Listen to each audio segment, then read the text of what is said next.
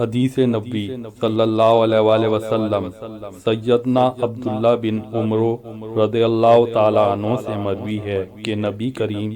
صلی اللہ علیہ وآلہ وسلم نے فرمایا، صلہ رحمی کرنے والا وہ نہیں ہے جو صرف بدلہ چکائے، یعنی احسان کے بدلے احسان کر دے، بلکہ صلہ رحمی کرنے والا، رشتہ ناتا جوڑنے والا وہ ہے جو اپنے ٹوٹے ہوئے رشتے کو جوڑے۔ حدیث نبی صلی اللہ علیہ وآلہ وسلم سیدنا ابو ہریرہ رضی اللہ تعالیٰ عنہ نے کہا کہ میں نے رسول اللہ صلی اللہ علیہ وآلہ وسلم سے سنا، فرماتے تھے، اللہ تعالیٰ نے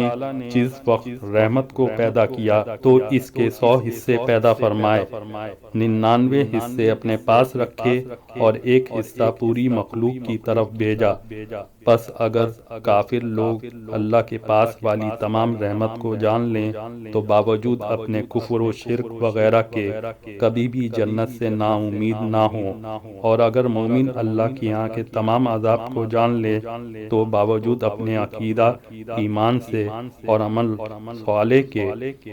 دوزخ سے نڈر نہ ہوں۔ پیارے دوستوں، ایسی احادیث سننے کے لیے چینل کو لائک اور سبسکرائب ضرور کریں اور بیل آئیکن کو بھی ضرور دبائیں تاکہ آپ آئندہ مزید احادیث کی ویڈیو دیکھ سکیں، اور دوستوں سے بھی ضرور شیئر کریں۔ جزاک اللہ۔